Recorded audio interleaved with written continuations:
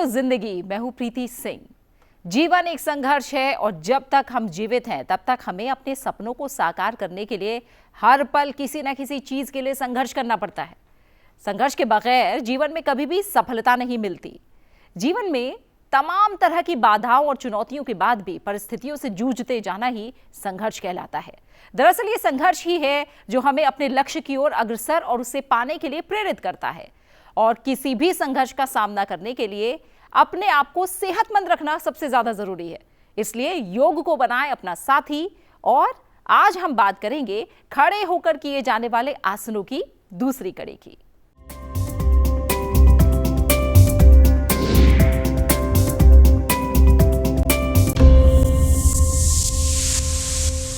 भागदौड़ भरी जिंदगी में आज बहुत से लोगों के पास व्यायाम की फुर्सत नहीं है, जबकि हम सब जानते हैं कि सेहत हजार नेमत। फिर भी हम अपने स्वास्थ्य के लिए वक्त नहीं निकालते। ऐसे में योग की पाठशाला के साथ हम आपको सेहतमंद रखने का जिम्मा उठा रहे हैं। बस आपको बनना है इस सफर में हमारा साथी। और अब हमारे योग की यात्रा आ चुकी है खड़े होकर किए जाने वाले आसनों पर। हमारे साथ है योग गुरु ललित मदान जी। स्वागत है आपका ललित जी। साथ ही हमारे साथ योग आसनों को कैसे सही तरीके से करना है ये हमें दिखाएंगी मानवी। तो हम जानेंगे कि कैसे हम आसनों को करने वाले हैं। और खड़े होकर किए जाने वाले आसनों की बात हो रही है ललित जी, जो हमने पिछले अंक से ही जिसकी शुरुआत की है। थोड़ा सा आप अलग अलग आसनों के बारे में अगर हमें जी, जैसे हमने पिछले अंक में कहा था कि आसन सिर्फ एक ही श्रेणी में नहीं बांटे जा सकते। आसनों को साधना के पक्ष में अगर देखा जाए, अभ्यास के पक्ष में देखा जाए, तो खड़े होकर करने वाले आसनों की एक श्रृंखला है, एक श्रेणी है। दूसरा बैठकर करने वाले आसनों की श्रेणी है। तीसरा पेट के बल और चौथा पीठ के बल। कोई भी व्यक्ति विशेष योग में यदि अभ्यास करना चाहता है, साधना करना चाहता है, तो उसको ये सीक्वेंस आना चाहिए। पहले खड़े होकर, फिर बैठकर, फिर पेट के बल, पीठ के बल, या रिवर्स भी शुरू कर सकते हैं। जैसे एक छोटे बच्चे को आप देखें, छोटा बच्चा पहले पीठ के बल होता है, फिर पेट के बल आना शुरू करता है, फिर बैठना शुरू करता है, फिर खड़े होता है। तो इस तरीके से अक्सर देखा जाता है लोग अभ्यास कर रहे हैं पार्क में, क्योंकि ये पाठशाला है तो बारीकियां सिखानी ज़रूरी है मित्रों। क्या होता है कि पार्क में लोग अक्सर एक खड़े होकर आसन कर लिया, एक लेट के कर लिया, फिर बैठ के कर लिया। लाभ तो मिलता है आसन करने से, पर सही सीक्वेंस, सही प्रद पे आप करेंगे तो ज़्यादा लाभ ले पाएंगे। बिल्कुल। तो आइए, हमने 4 आसनों की बात पिछले अंक में की थी। आज हम कौन से आसन से शुरुआत करने वाले हैं? तो जो पिछले अंक के हमारे 4 आसन थे, ताड़ासन जो कहीं ना कहीं एक अपस्ट्रेच पोस्चर है जिसमें बैलेंसिंग भी आती है। फिर उसके बाद हमारा सेकंड पोस्चर था वृक्षासन, जो बैलेंसिंग में ही न्यूरोमस्कुलर कोऑर्डिनेशन को बेटर करने में मदद करता है। तीसरा अभ्यास हमने पिछली श्रृंखला में कराया था, पिछले अंक में कराया था पादहस्तासन। यदि पादहस्तासन की बात करते हैं प्रीति जी, तो हमारे दर्शकों को थोड़ा सा याद दिला दूं, वो फॉरवर्ड बेंडिंग पोस्चर है। और जब हम फॉरवर्ड बेंडिंग करते हैं तो हमने पिछले एपिसोड में भी कहा था कि after forward bending you have to do backward bending. एक काउंटर पोज आपको करना ही चाहिए। अब जो अभ्यास हम करने जा रहे हैं वो है साइड लेटरल बेंडिंग, यानी दाएं और बाईं तरफ मुड़ने के अभ्यास। तो हमें क्या करना है, उन आसनों के अभ्यास की तरफ बढ़ेंगे जो साइड झुकने वाले हैं। आज के आसनों में त्रिकोणासन, परिवृत्त त्रिकोणासन, पार्श्व कोणासन और परिवृत्त पार्श्व कोणासन। इन आसनों को सरल स्वरूप, हर व्यक्ति तो उतना निपुण नहीं होगा, इतना अभ्यासी नहीं होगा, तो उसका सरल स्वरूप भी हम आपके साथ साझा करेंगे। बस मित्रों, करना क्या है, सिर्फ देखना नहीं है, साथ में करना है और लाभ लेना है। तो शुरू करते हैं जी। आइए, तो दर्शकों शुरू करते हैं त्रिकोण आसन से। त्रिकोण आसन, जिसके नाम में ही पता चलता है, ट्रायंगुलर पोज, एक ऐसी अवस्था जिसमें शारीरिक आकृति एक त्रिकोण नुमा बनती है, 3 कोण बनते हैं उसमें। ज़्यादातर हमारे आसनों में हम देखते हैं आसनों का जो नाम है वो पशु पक्षियों के नाम पर होता है, या किसी अवस्था के नाम पर होता है, या किन्हीं योगियों के नाम पर है। पर कुछ आसनों के नाम ज्योमेट्रिकल फिगर्स के नाम पे भी, तो उनमें से एक आसन त्रिकोण आसन, उसी का अभ्यास करने जा रहे हैं। त्रिकोण आसन के लिए आपको समस्थिति में खड़े होना है। याद दिला दें समस्थिति क्या है। समस्थिति, पैरों में 4 उंगलियों का बराबर अंतर देके खड़े हो जाएं। हाथों को जंघाओं के पास रखें। अपनी आंखों की पुतलियों को एक जगह स्थिर करें और अब एक बार गहरा लंबा श्वास लें, गहरा लंबा श्वास बाहर करें। शारीरिक तैयारी के बाद त्रिकोण आसन के लिए पैरों में 1.5 से 2 फीट की दूरी बनाएं। हम जो यहाँ त्रिकोण आसन का आज अभ्यास सबसे पहले साझा करने जा रहे हैं प्रीति जी, ये वह अवस्था है जो अंतर्राष्ट्रीय योग दिवस के दिन पूरा विश्व एक साथ करता है। त्रिकोण आसन की बहुत सारी वेरिएशंस हैं, तो आज पहले वो वेरिएशन करेंगे जो सामान्य विश्व एक साथ करता है, फिर उसका सरल स्वरूप भी करेंगे। तो पैरों में अंतर देने के बाद दाहिने पैर से प्रारंभ करेंगे। दाहिने पैर के पंजे को दाईं दिशा में मोड़े और इस प्रकार मोड़ना है कि आपकी एड़ी आपके दूसरे पैर के आर्च की सीध में आ जाए या आपके अंगूठे के उभरे हुए हिस्से के पास। तो इस तरीके से आपकी एड़ी यदि एड़ी की सीध में आएगी मित्रों तो संतुलन बिगड़ेगा। अब सांस भरते हुए दोनों हाथों को बगल में कंधों की सीध में ले जाएं। हथेलियों का मुख हमारी तरफ यानी बाहर की तरफ।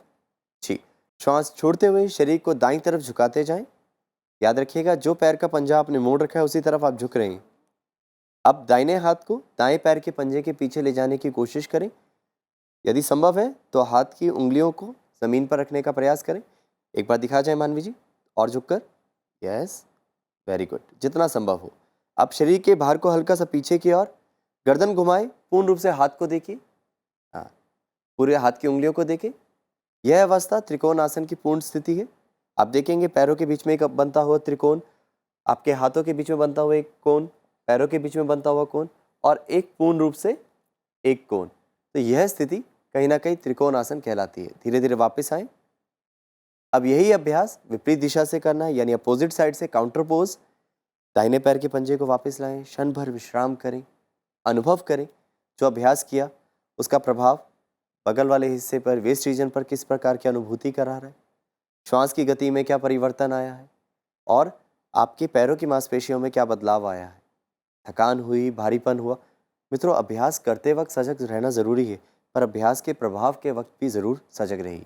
अब ललित जी, आप जो प्रभाव की बात कर रहे हैं, हम महसूस कर पा रहे हैं कि ये जी। पैरों के लिए भी है, जिसको हम हैमस्ट्रिंग एरिया जी बिल्कुल, बोलते हैं। इसके लाभ कमर भी, की हाँ, हाँ जी, इसके लाभ हाँ, के इसकी बारे में लाभ भी की अगर मैं बात करूं तो लाभ कहीं ना कहीं इसके अनंत लाभ तो कहेंगे कि गलत नहीं हो, क्योंकि हर आसन आपको साधना तक ले जाता है, तो वो अनंत है।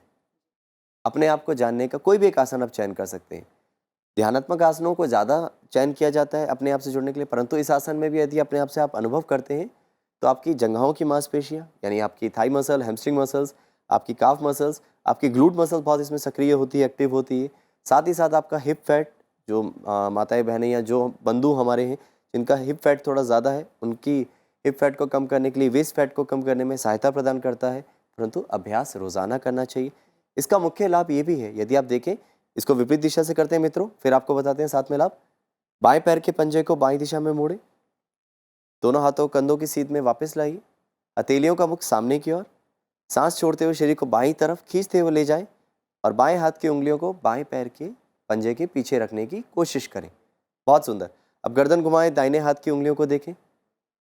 अब अनुभव करें शरीर के सीने वाले भाग का फैलाव। देख पा रहे होंगे आप, चेस्ट एक्सपेंशन हो रहे हैं। तो यह फेफड़ों की कार्यक्षमता बढ़ाने में मदद करता है, हमारी मेरुदंड को लचीला करने में सहायता करता है। सांस भरते हुए धीरे धीरे वापस आ जाए और हाथों को वापस लाएं, पैर के पंजे को सीधा करें और पैरों को मिलाएं, विश्राम करें।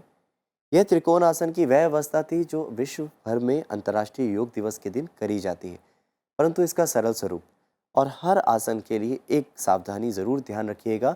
किसी भी आसन की पूर्ण स्थिति जो होती है उसमें सांस नहीं रोकनी है मित्रों, सांस को सामान्य रखना है। यदि आप सांस रोक भी लेंगे, हम कहते हैं स्थिर सुखम आसन। जिस आसन में स्थिरता हो, सुख की अनुभूति हो, वह आसन है। तो यदि आप इसमें 5 मिनट रुकने की चेष्टा कर रहे हैं, इतनी देर सांस रोकना तो संभव नहीं है। तो सांस को सामान्य रखें, शरीर को स्थिर रखें, मांसपेशियों को लूज रखें और आसन में अनुभव करते जाएं। देखिए ललित जी, आप कह रहे हैं स्थिर सुखम आसनम। जी, जो लोग शुरुआत करते हैं उनके लिए ये थोड़ा मुश्किल होता हाँ, है तो समझना कि हम वो सुख की अनुभूति आसन करते हुए कैसे जी करें, बिल्कुल।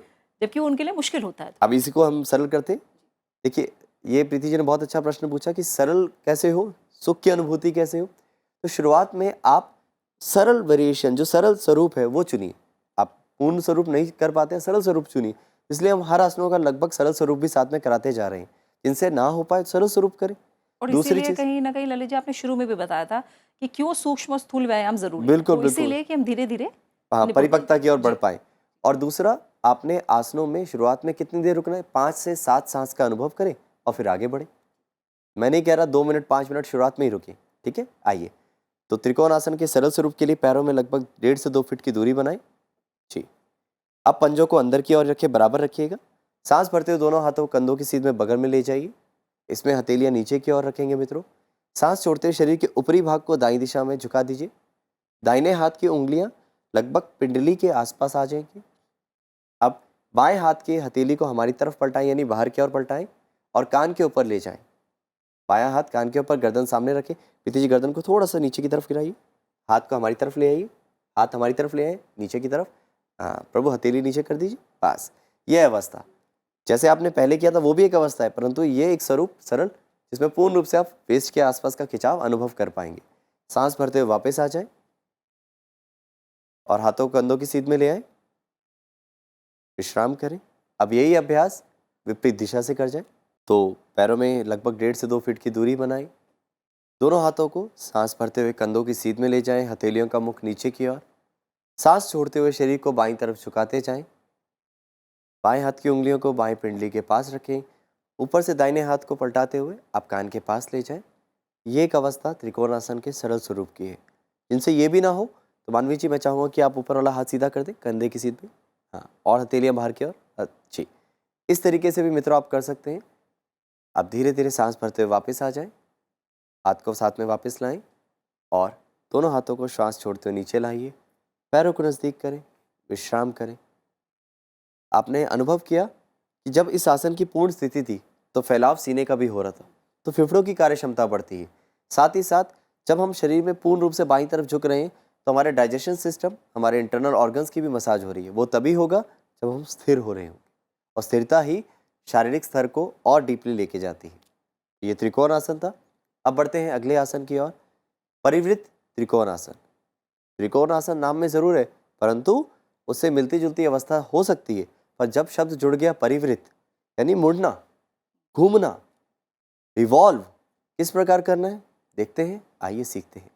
तो पैरों में कंधों से अधिक दुगनी दूरी देते हुए अंतर खड़े हो जाए, लगभग 1.5 से 2 फीट की उतनी ही दूरी दें। अब थोड़ा सा पैर और खोल लीजिए प्रीति जी। अब दाहिने पैर के पंजे को दाईं दिशा में मोड़िए। एड़ी का ध्यान देना है, एड़ी दूसरे पैर के पंजे की सीध में आए या उसके आर्च की सीध में आए। अब बाएं पैर की एड़ी को भी हल्का सा बाहर की ओर कर दें, एड़ी को बाहर की तरफ धकेल दीजिए, बहुत सुंदर। अब दोनों हाथों को कंधों की सीध में उठाइए, हथेलियों का मुख नीचे की ओर रखें, सांस भरते दोनों हाथ उठाइए जी। और अब यहाँ से धीरे धीरे शरीर को दाईं दिशा में मोड़े, दाईं दिशा में मोड़ना है अभी। अब ट्विस्ट करिए जी। अब घुटना सीधा करने की कोशिश करें।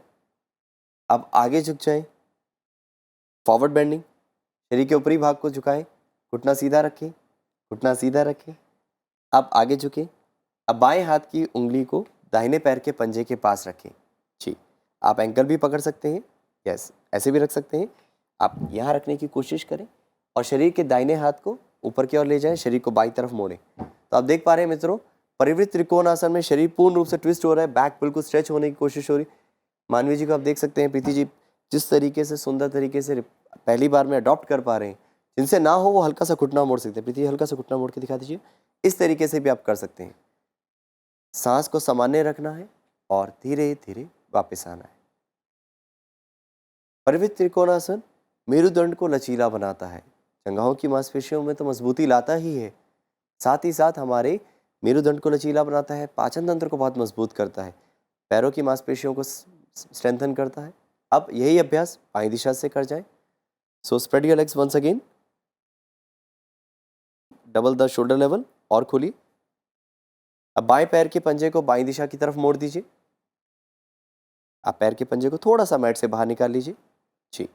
दोनों हाथों को कंधों की सीध में, raise the arms up to the shoulder level, twist your body towards the left side, exhale, bend forward, सांस छोड़ते हुए आगे झुक जाएं।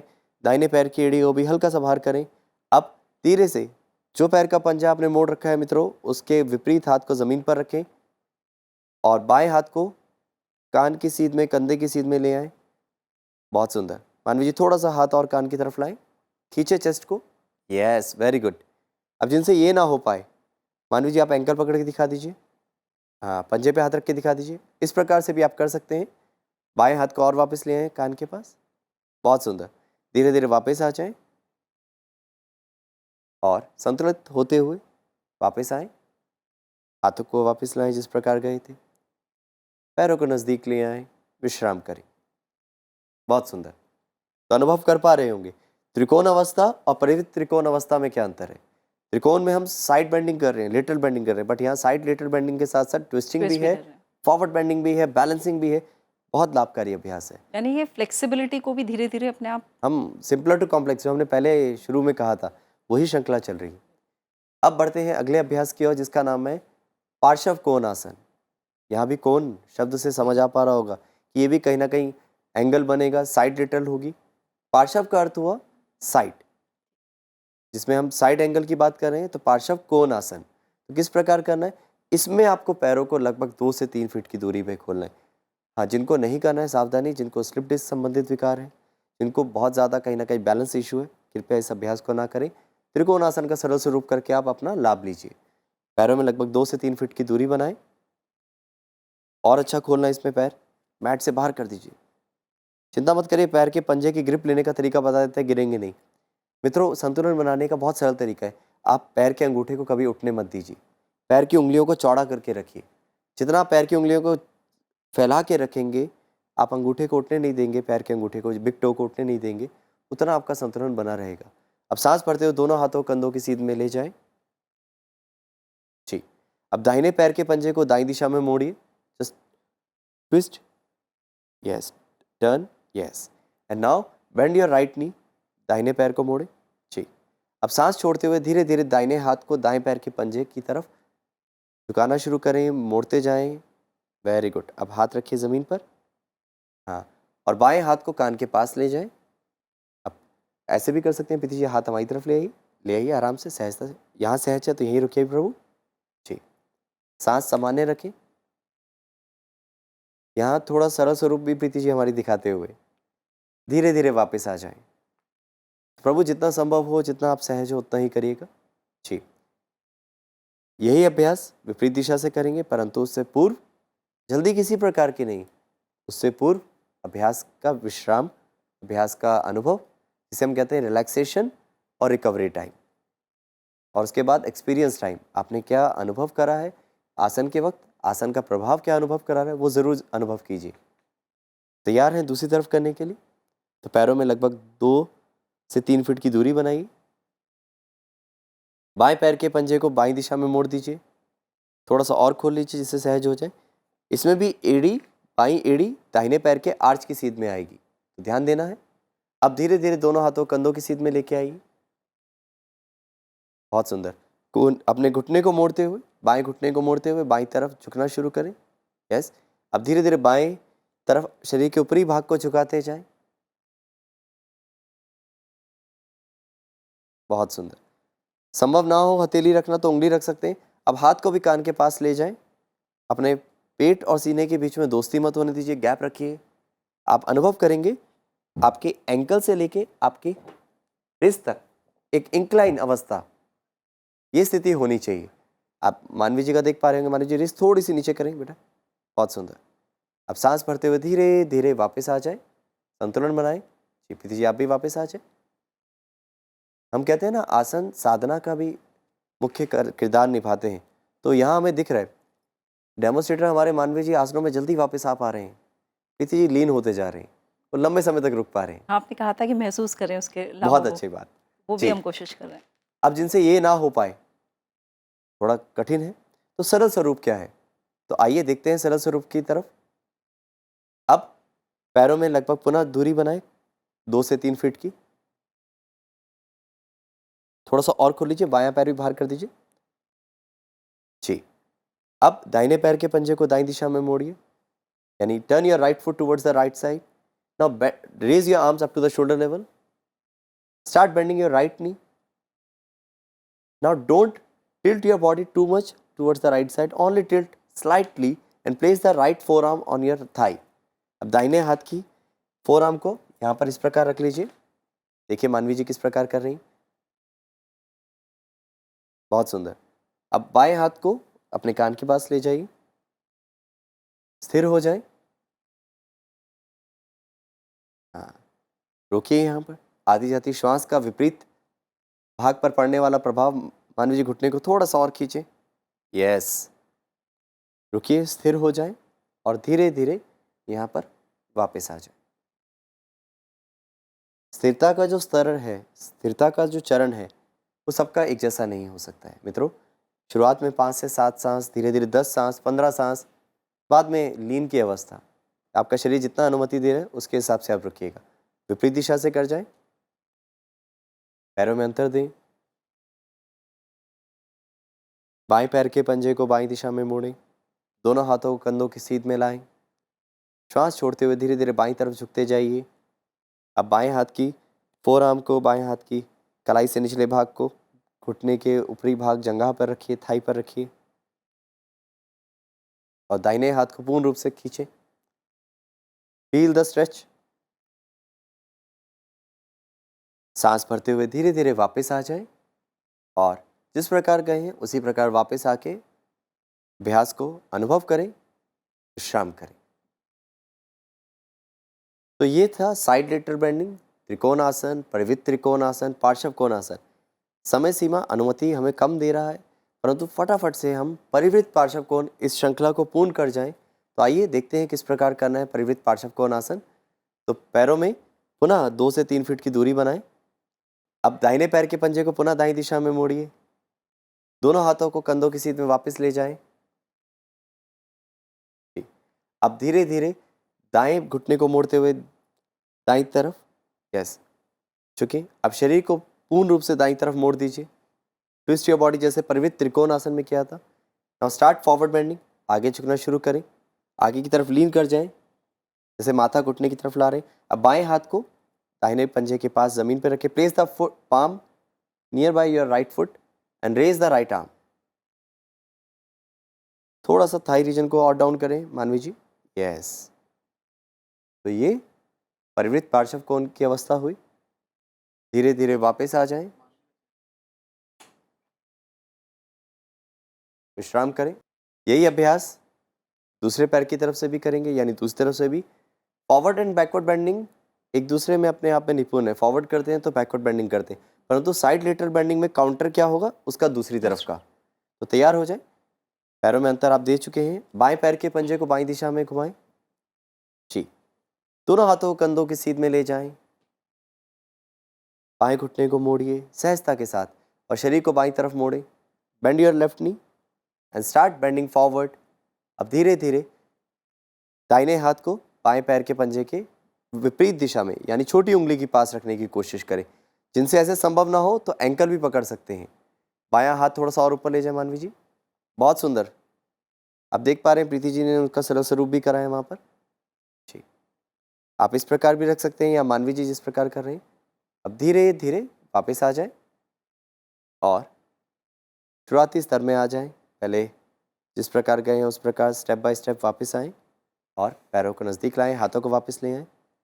Feel the impact. जो आज हमने श्रृंखला करी, आज जो अंक किया साइड लेटरल बेंडिंग का था, जिसमें हमने त्रिकोणासन, परिवृत्त त्रिकोणासन, पार्श्व कोणासन, परिवृत्त पार्श्व कोणासन का अभ्यास किया। और इसी प्रकार हमारे आगे आसनों की श्रृंखला चलती रहेगी। खड़े होकर करने वाले आसन बहुत सारे अभ्यास हैं, परंतु कुछ सिलेक्टेड आसनों को आपके साथ साझा कर रहे हैं जी। बिल्कुल ललित जी, और जैसा आपने बताया कि खड़े होकर जो हमने आसन किए हैं उसके किस तरह के लाभ हैं और साथ ही साथ आपने सावधानियां भी बिल्कुल। बताई हैं। तो खड़े होकर किए जाने वाले आसन की जो श्रृंखला है वो भी थोड़ा लंबी है, इसलिए अगले अंक में भी क्या हम बिल्कुल। खड़े होकर किए जाने वाले आसनों की बात करेंगे? अगले अंक में हम कुछ इस प्रकार के आसन करेंगे जिसमें हमारे वीरभद्र सीरीज जिसे हम कहते हैं, जिसमें हम वीरता को दर्शाएंगे। तो उसको कैसे करना है वो अगले अंक का इंतजार कीजिए। आशा करते हैं आप हमारे साथ जुड़ेंगे बारीकियों से सीखने के लिए, क्योंकि आसन तो किताबों में भी है, परंतु पढ़कर नहीं अभ्यास होता है, अब अभ्यास साथ में कर कर होता है। चलिए, तो योग की पाठशाला लगातार जारी रहेगी और योग की इस यात्रा में आप हमारे साथ ही जरूर बनिएगा। अब मुलाकात होगी अगले अंक में।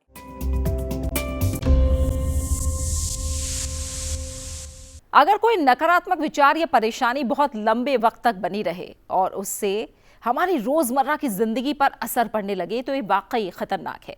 लेकिन आजकल की दौड़ भाग में हम लोगों की जिंदगी जैसी हो गई है, उसमें एंग्जाइटी का होना आम सी बात हो गई है। रिश्तों में विश्वास की कमी, एक दूसरे से आगे निकलने की दौड़, असुरक्षित महसूस करना, लड़ाई झगड़ा, गलत व्यवहार, अनियमितता, समाज से दूर रहना, अपनी ही जिंदगी में लीन रहना, ये सब बेचैनी के कारण है। एंग्जाइटी तो हर किसी को होती है, लेकिन इसे बीमारी के तौर पर पहचानना मुश्किल है। आइए समझे एंग्जाइटी को अपने खास सेगमेंट में।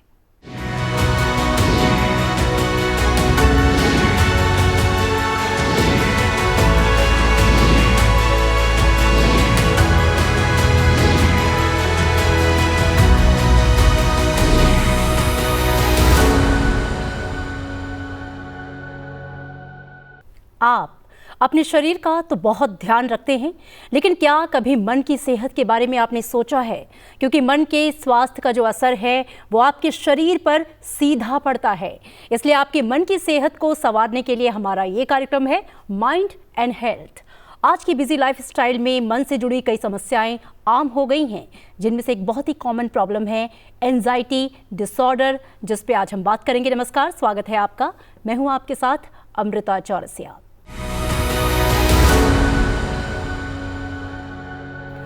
और स्टूडियो में मेरे साथ एक बहुत ही खास मेहमान मौजूद हैं, उनसे आपका परिचय करा दूं। डॉक्टर नंद कुमार, आप प्रोफेसर इंचार्ज हैं ICMR care in neuro modulation for mental health, department of psychiatry, AIIMS, नई दिल्ली। बहुत स्वागत है सनसनी टीवी में सर आपका।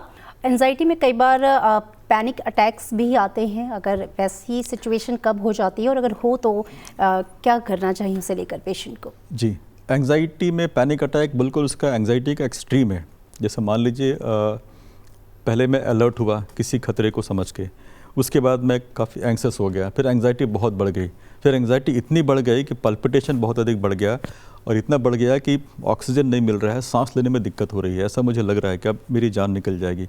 उसमें अचानक हार्ट रेट बढ़ जाता है, पल्पिटेशन हो जाता है, ब्रीदिंग में दिक्कत होती है और ऐसा लगता है कि अब मैं कुछ हो जाएगा मुझे, आप you gasp for the air, तो उसको बोलते हैं पैनिक अटैक। ये लंबा नहीं रहता है, ये रहता है मुश्किल से 5 मिनट 10 मिनट, उसके बाद ठीक हो जाता है। कभी कभी पैनिक अटैक बिना एंग्जाइटी का भी होता है, इंटेंस, जो पता नहीं चलता है। उसमें सब कॉन्शियस एंग्जाइटी होती है, जैसे आपके ब्रेन के पीछे कुछ चल रहा हो, कुछ ऐसे ट्रिगर हो गए और उससे पैनिक अटैक होता है। जब पैनिक अटैक बहुत बार लगता है कि ये बीमारी दिल की हो गई, तो ये ज़रूरी है दोनों को रूल आउट करना कि ये बीमारी दिल की है या पैनिक अटैक है। जी सर, आमतौर पे देखा गया आजकल छोटे बच्चों में भी, स्कूल गोइंग या कॉलेज गोइंग या एग्जामिनेशन की तैयारी करने वाले बच्चों में भी एंजाइटी होती है, लेकिन वो कई बार इतनी बढ़ जाती है, हमने बात की कि वो समस्या बन जाती है। तो क्या बच्चों में एंजाइटी को ट्रीट करने का अलग तरीका है बड़ों के कंपैरेटिवली, और है तो क्या है?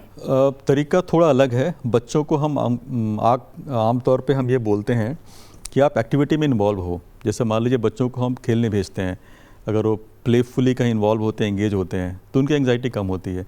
बच्चों को हम यदि कुछ ऐसा फोकस वाली एक्टिविटी बताते हैं तो उसकी एंग्जाइटी कम होती है।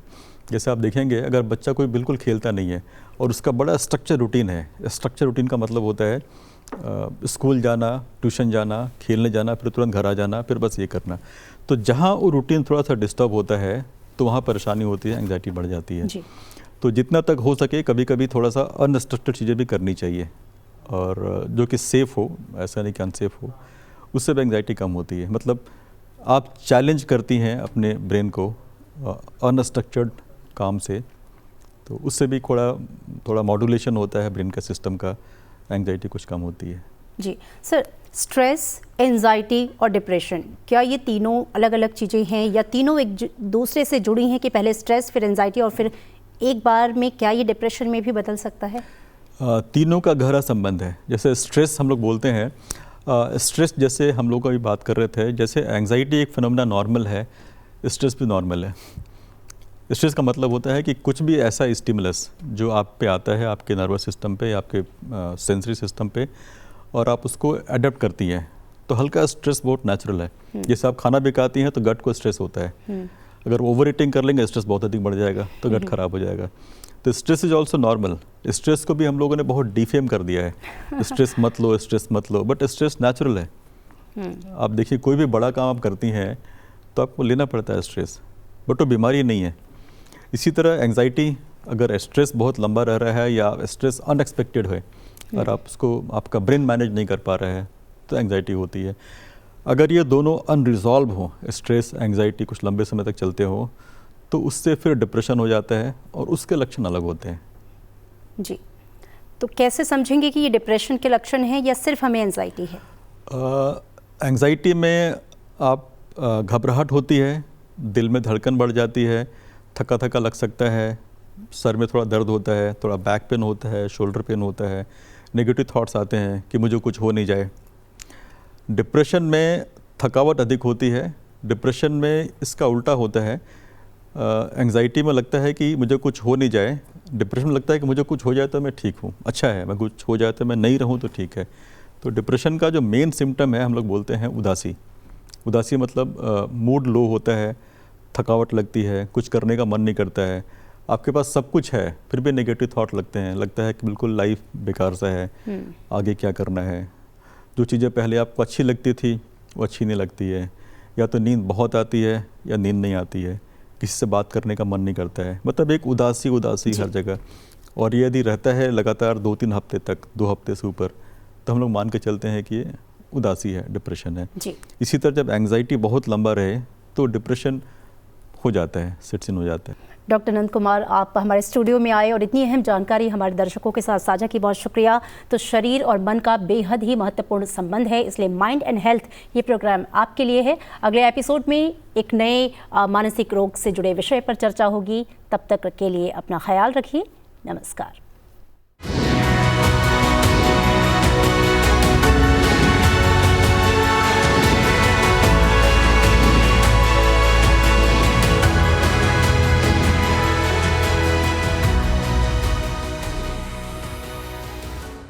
जीवन में आगे बढ़ने के लिए मोटिवेशनल बातें जरूरी होती हैं। मोटिवेशन से किसी को सीखने और बेहतर करने के लिए नई ऊर्जा मिल सकती है।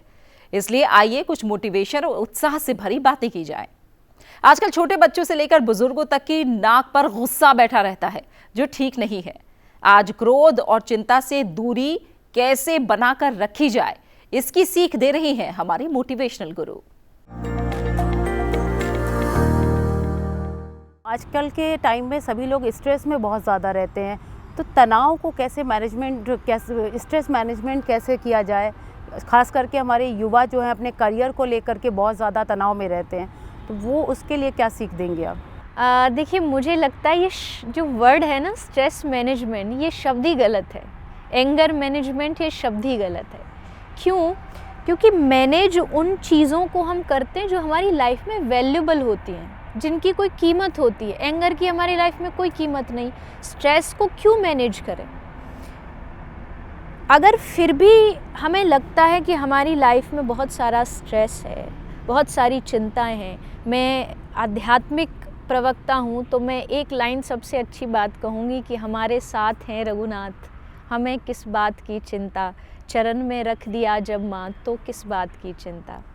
2 चीज़ बहुत ज़रूरी होती हैं अगर आप चिंताओं से मुक्त होना चाहते हैं। पहला, भगवान का साथ। अगर आपको पता है मेरा ईश्वर मेरे साथ है, हर चिंता से निकालने की शक्ति, सामर्थ्य, स्ट्रेंथ स्वयं भगवान देते हैं। और इसका सबसे बड़ा उदाहरण है अर्जुन। हमारी लाइफ में, हमारी ज़िंदगी में इतना स्ट्रेस कभी नहीं होगा जितना अर्जुन की लाइफ में था।